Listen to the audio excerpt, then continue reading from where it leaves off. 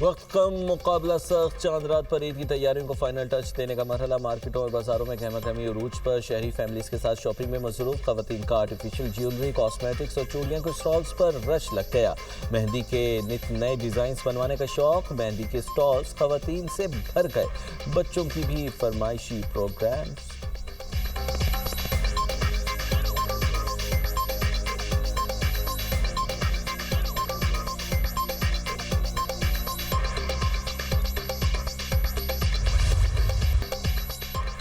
عید پر خوبصورت نظر آنے کے لیے جتن، بیوٹی پارلرز اور سیلونز پر رش، فیشل اور سکن پالش پر زور، مینیکیور اور پیڈیکیور بھی جاری، ہیئر کلر کے مختلف آپشنز نے آزمائش میں ڈال دیا، لڑکے بھی لڑکیوں سے کم نہیں، خوبصورت نظر آنے کے لیے مردوں کا بیوٹی سیلونز کا رخ، کسی نے ہیئر کٹنگ کرائی تو کسی نے داڑھی بنوائی، فیشل پر بھی نوٹ خرچ کیے۔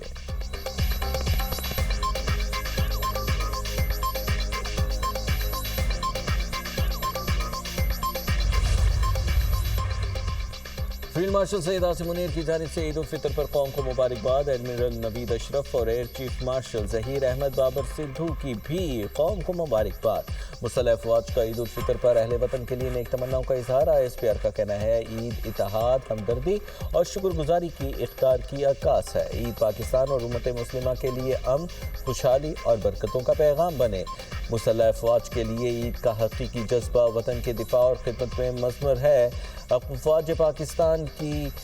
جوان اہل خانہ سے دور ملک کی حفاظت کے فرائض انجام دے رہے ہیں۔ مسلح افواج سربراہان کے پیغام میں پاکستان کی بہادر مرد خواتین کی قربانیوں کو خراج تحسین، پیغام میں شہداء اور غازیوں کے اہل خانہ کی ثابت قدمی اور حمایت کو سراہا گیا۔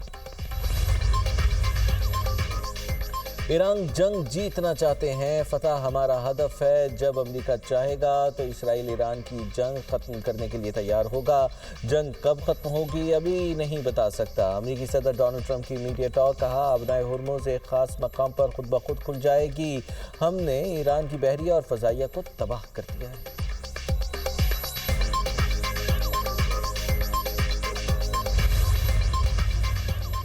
اسرائیلی اور امریکی حملے میں ترجمان پاسداران انقلاب شہید سرکاری ٹی وی نے بریگیڈیئر جنرل علی محمد نعینی کی شہادت کی تصدیق کر دی۔ اسرائیل کا اعلیٰ ایرانی انٹیلیجنس عہدیدار مہدی رستمی اور بسیج فورس کے افسر اسماعیل احمدی کو شہید کرنے کا دعویٰ سامنے آ گیا۔ مختلف علاقوں میں وحشیانہ بمباری، مشرقی تہران اور صوبہ کرمان میں دھماکے، ساحلی علاقے نور پر بھی حملے، پاسداران انقلاب نے ایک اور امریکی ڈرون تباہ کر دیا۔ مشرق وسطی میں ہزاروں اضافی امریکی فوجی تعینات کرنے کی تیاریاں، امریکہ کے 3 بحری بیڑے سین ڈیاگو سے مشرق وسطی کے لیے روانہ۔ امریکی میڈیا کا کہنا ہے کہ ایران پر زمینی حملے کی قیاس آرائیاں بڑھ گئی ہیں، بیشتر امریکی شہری ایران پر زمینی حملے کے خلاف ہیں۔ ایران کے امریکی اسرائیلی تنصیبات پر حملے، اسرائیل کے دارالحکومت تل ابیب میں دھماکے، میزائل کے ٹکڑے گرنے سے آگ بھڑک اٹھی، کئی عمارتوں کو نقصان پہنچا، 9 افراد زخمی، حیفا اور اشدود ریفائنریز نصر اللہ میزائل کا نشانہ بن گئیں، کویت کے منال احمدی آئل ریفائنری پر ڈرون سے حملے، آگ لگ گئی، کئی یونٹس عارضی طور پر بند، سعودی عرب نے ڈرونز اور بحرین نے میزائل تباہ کرنے کا دعویٰ کر دیا، بغداد میں ڈرون حملے، عراقی مزاحمتی گروہ کے وکٹری بیس اور اربیل میں امریکی اڈوں پر ڈرون حملے، پاسداران انقلاب کا کہنا ہے کہ بیلسٹک میزائلوں اور ڈرون سے خطے میں امریکی فوج کے ٹھکانوں، ریڈار سسٹمز اور مقبوضہ فلسطینی علاقوں میں فوجی تنصیبات کو نشانہ بنایا گیا۔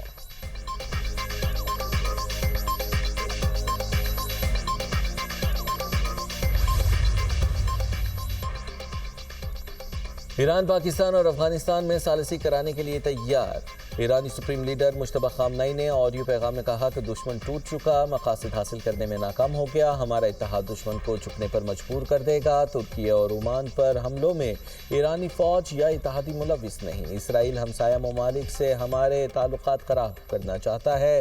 پاکستان عظیم اور ہمارے لیے بہت زیادہ اہمیت رکھتا ہے، پاکستان اور افغانستان تعلقات بہتر کریں۔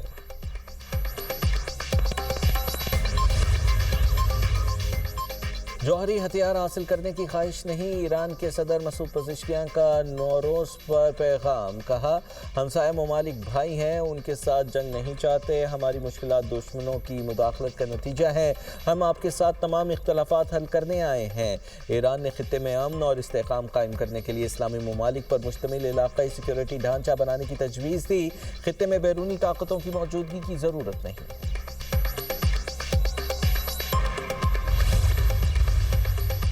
ایران اور برطانیہ میں کشیدگی، تہران کا واضح موقف، ایرانی وزیر خارجہ کی برطانوی سیکرٹری خارجہ سے ٹیلی فونک گفتگو، عباس عراقچی نے کہا امریکہ کو فوجی اڈے دینا جارحیت تصور ہوگا، ایسے ممالک کو جنگ کا حصہ سمجھا جائے گا، اگر برطانیہ امریکہ کو کسی بھی قسم کی مدد فراہم کرتا ہے تو اس سے صورتحال مزید کشیدہ ہوگی۔ برطانوی سیکرٹری خارجہ نے ایرانی رہنما کو برطانوی اڈوں پر حملوں کے حوالے سے خبردار کیا۔ یوئیٹ کوپر نے اپنائے ہرمز کھولنے کا مطالبہ کیا اور واضح کیا کہ برطانیہ نے اپنے دفاعی آپریشنز خلیجی ممالک پر ایرانی جارحیت کے رد عمل میں شروع کیے۔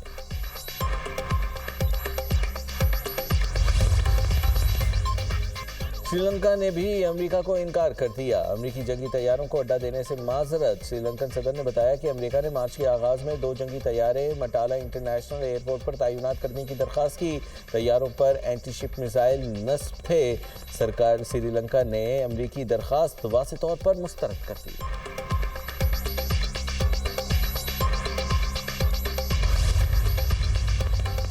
امریکہ آبنائے ہرمز کھلوانے میں ناکام، انٹرنیشنل میری ٹائم آرگنائزیشن کا آبنائے ہرمز کو دوبارہ کھولنے کے لیے مذاکرات جلد شروع کرنے پر اتفاق، اگلے ہفتے ایران اور علاقائی طاقتوں کے ساتھ فریم ورک تلاش کرنے کے لیے مذاکرات شروع کیے جائیں گے۔ تنظیم کے سربراہ کے مطابق خطے کا کوئی بھی ملک ان مذاکرات سے باہر نہیں ہوگا، تجارتی جہازوں کی محفوظ آمد و رفت کے لیے کوئی حل تلاش کرنا ہوگا، پورے خطے کو ایک ساتھ کام کرنے کی ضرورت ہے۔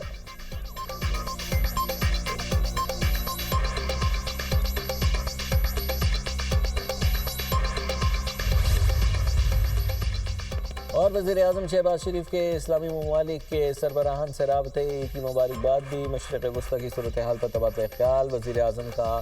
آذربائیجان کے